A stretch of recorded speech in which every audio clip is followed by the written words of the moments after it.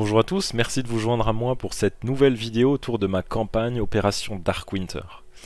Cette vidéo est un peu différente de celle que j'ai déjà fait sur le channel. Celle-là va se concentrer simplement sur un nouveau supplément, un nouveau set de règles pour tout un aspect qui va être la construction de base.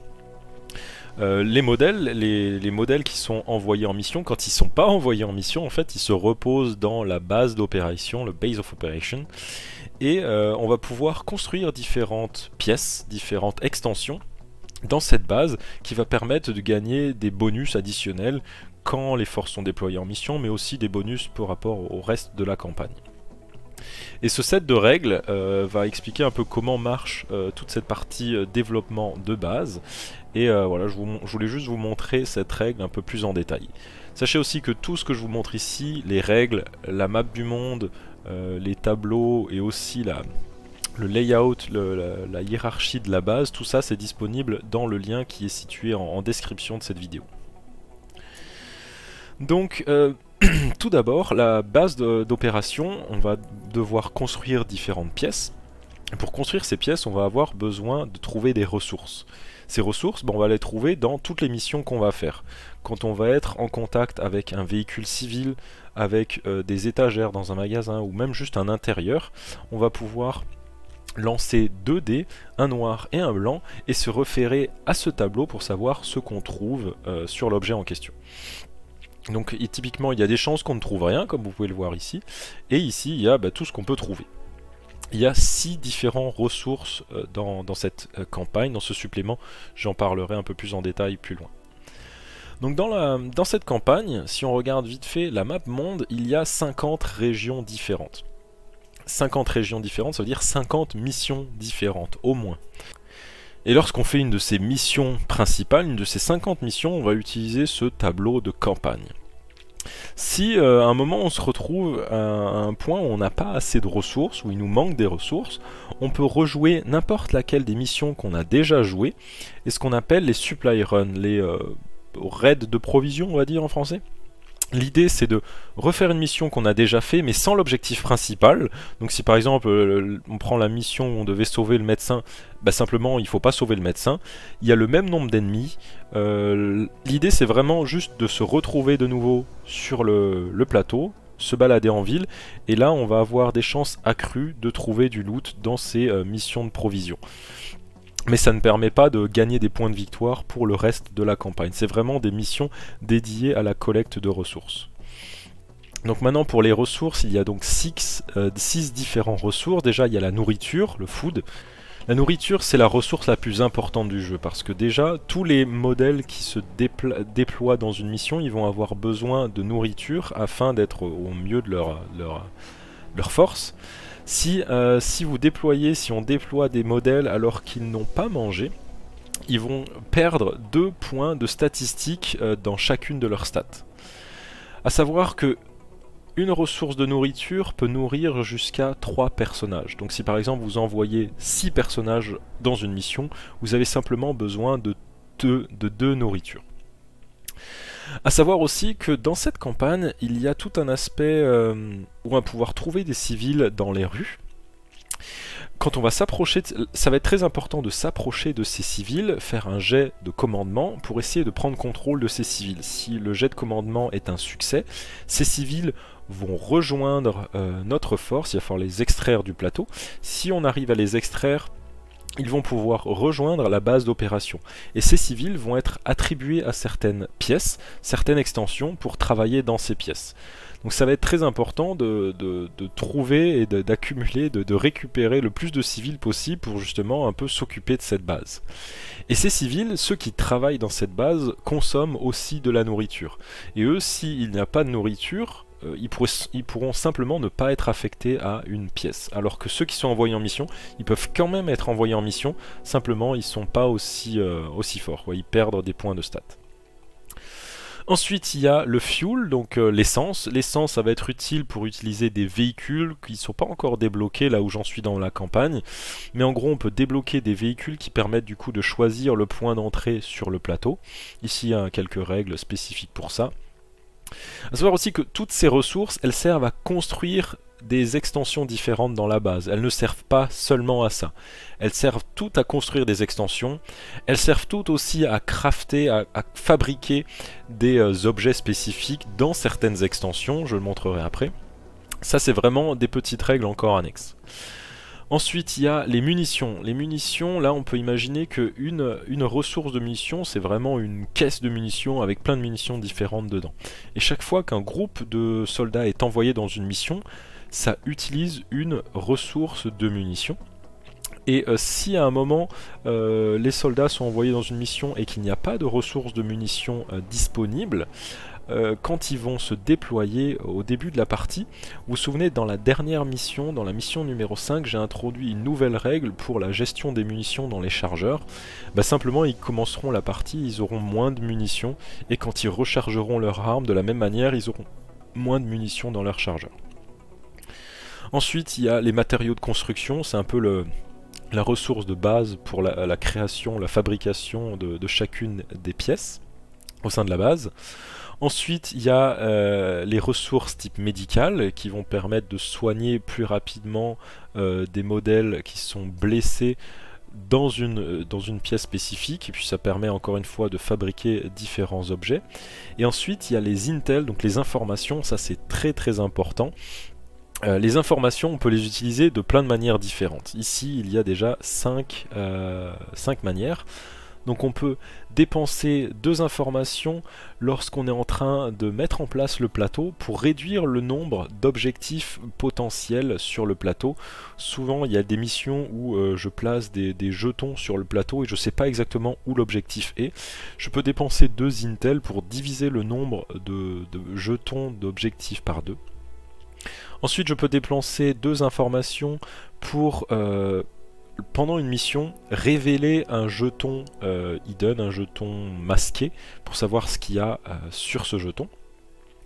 Pour 3 informations, quand je suis dans une mission, si je pioche une carte ennemi niveau 1, je peux simplement la supprimer, l'enlever, ça coûte 3 informations. Pour 4 informations, je peux faire la même chose, mais pour un ennemi de niveau 2 ou de niveau 3.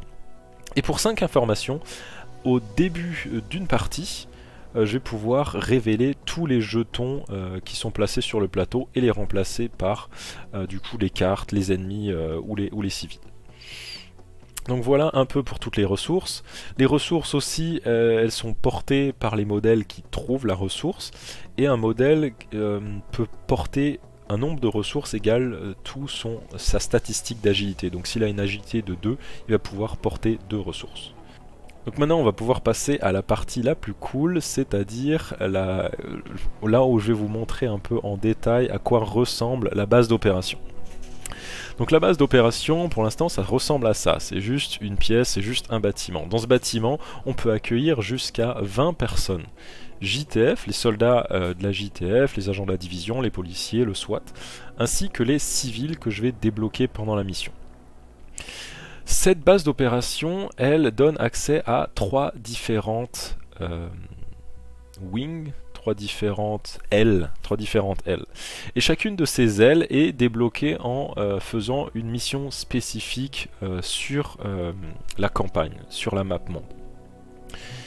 Il y a l'aile de sécurité qui est débloquée lorsqu'on finit la mission dans la région de Boerum Hill.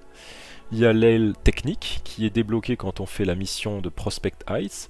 Et il y a l'aile médicale qui est débloquée lorsqu'on finit la mission Fort Green. Et c'est cette mission, actuellement on l'a déjà faite, c'est la mission où on a sauvé le docteur Jessica Campbell. Donc on a débloqué accès à cette mission, ça veut dire que maintenant je vais pouvoir fabriquer je vais pouvoir commencer à fabriquer les pièces, les extensions qui sont liées à cette aile médicale. Cette aile médicale, elle donne accès à une règle qui permet de soigner plus rapidement des modèles de la JTF qui ont été blessés, mais seulement un à la fois. Une des extensions, le Medical Bay, permet de soigner n'importe quel nombre de soldats de la JTF plus rapidement en même temps. Donc ça peut être très important si je commence à avoir plusieurs soldats blessés au sein de ma force. Une fois que j'aurai construit le Medical Bay, je vais avoir accès à ces 2 extensions, la pharmacie qui va me donner accès à 3 objets type médicaux, et les soins intensifs qui permettent de soigner plus rapidement certains agents de la JTF en utilisant une ressource de médicaments. Ensuite ici on a la ligne de fabrication, ce que j'appelle, c'est qu'on a plusieurs pièces qui se suivent qui permettent de fabriquer des objets. Le Hazmat Unit va permettre de fabriquer des masques à gaz. Ensuite on a la station de stérilisation qui va permettre de fabriquer des kits de trauma. Et on a le laboratoire qui permet de fabriquer des steam shots. Le rond orange que vous voyez ici, ça dit qu'il faut qu'il y ait une personne qui soit affectée à cette pièce pour que l'effet soit actif. Par exemple ici, si je veux soigner n'importe quel nombre de soldats de la JTF plus rapidement dans le Medical Bay, j'ai besoin que quelqu'un soit affecté à cette pièce. J'ai besoin qu'un civil soit affecté à cette pièce pour bénéficier de cette règle.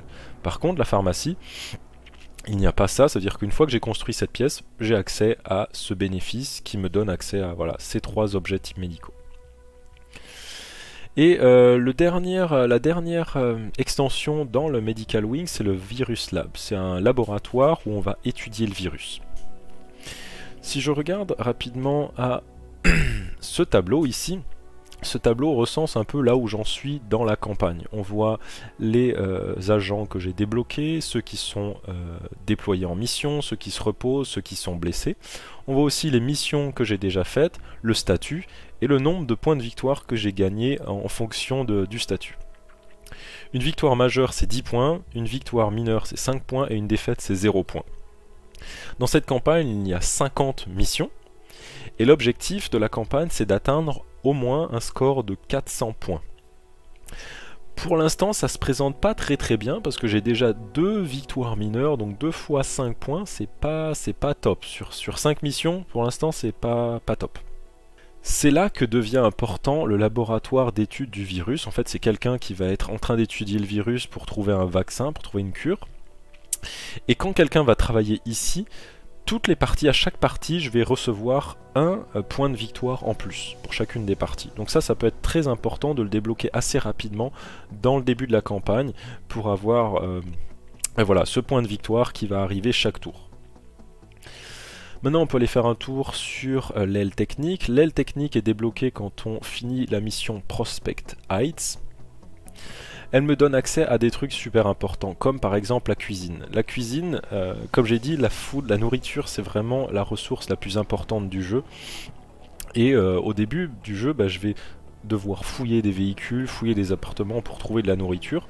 Et je sais pas si je vais en trouver beaucoup. Donc la kitchen, la cuisine, ça va être vraiment très important de la construire assez tôt. Parce que dès qu'il va y avoir un civil qui va travailler là-dedans, ça va produire de nourriture par jour. Et ensuite, je peux continuer d'améliorer cette ligne de production de nourriture avec un collecteur d'eau qui produit de nourriture et avec des jardins encore qui continuent à produire de la nourriture. Ensuite, on a les quartiers où les gens se mettent à dormir. Ici, on va pouvoir augmenter le nombre de personnes maximum qu'on peut recevoir au sein de la base d'opération. Et on a encore des lits supplémentaires pour encore augmenter plus cette capacité d'accueil. Ensuite on a le workshop, donc l'atelier, l'établi, qui permet de fabriquer une radio. On a le marché noir qui permet de vendre des cartes que je n'ai pas utilisées, qui ne me sont d'aucun intérêt. Je peux vendre une carte standard pour une ressource, une carte supérieure pour 2 ressources et une carte high-end pour 3 ressources. Ensuite il y a le centre d'échange. Je vais pouvoir échanger 2 ressources de mon choix contre une ressource de mon choix. Donc typiquement si j'ai pas assez de nourriture, je vais pouvoir échanger par exemple 2 munitions contre de la nourriture. Ensuite ici j'ai une station de confection qui me permet de fabriquer des gilets pare-balles, ça peut être très intéressant aussi. Et j'ai un atelier de travail qui va me permettre aussi de fabriquer des grenades fumigènes. Donc voilà un peu pour l'aile technique. Maintenant on va passer à l'aile médicale, pas mal de choses dans l'aile médicale. L'aile médicale est débloquée quand on fait la mission Boerum Hill. Elle donne déjà accès à la station, à la pièce de briefing. La pièce de briefing sur la tuile que je vais me déployer au début d'une mission. Je vais pouvoir déplacer 2 jetons qui sont situés sur des tuiles adjacentes n'importe où sur le plateau. Donc ça me permet de nettoyer un peu l'espace autour de l'endroit où je vais me déployer, qui me permettra aussi de ne pas commencer tout de suite en plein milieu d'une fusillade, et voilà, ça me permettra d'être à couvert un peu plus longtemps. Ensuite ici on a une radio. La radio, à chaque tour et à chaque fois qu'il y a quelqu'un qui travaille dans cette pièce, je vais pouvoir lancer un dé, et sur un 5+, je vais pouvoir récupérer un nouveau modèle de la JTF. Ensuite ici il y a une pièce pour s'entraîner. En fait je vais pouvoir affecter des membres de la JTF dans cette pièce pour augmenter leurs statistiques. Et pour ça, chaque statistique requiert une ressource différente. Là par exemple on voit quelle ressource est utilisée pour augmenter quelle statistique. Et on va utiliser un différent nombre de ressources basées sur la statistique qu'il faut augmenter. Donc si par exemple un de mes modèles a seulement 1 en défense, et si je veux qu'il ait un second point de défense, je vais devoir utiliser 2 ressources médicales. Le tour suivant, si je veux continuer à augmenter cette statistique de défense pour qu'elle arrive au niveau 3, ben je vais devoir utiliser 3 médicaments, 3 ressources médicales pour atteindre ce palier numéro 3. Donc voilà, ça c'est pour la pièce d'entraînement. Ensuite ici on a la salle de contrôle. La salle de contrôle, ça c'est super cool. En gros, quand je vais faire mes jets de dés pour trouver du loot, si je reviens sur le tableau, ici voilà, en gros quand je vais faire mon jet de dés, au lieu de choisir la case sur laquelle je tombe, je peux choisir une case adjacente. Donc si on imagine que j'ai fait 2-4, je vais tomber sur cette case, Building Material. Si j'ai construit la salle de contrôle, ben je vais pouvoir, au lieu de choisir les Building Material, je vais pouvoir choisir de trouver soit une munition, soit un médicament, soit une nourriture.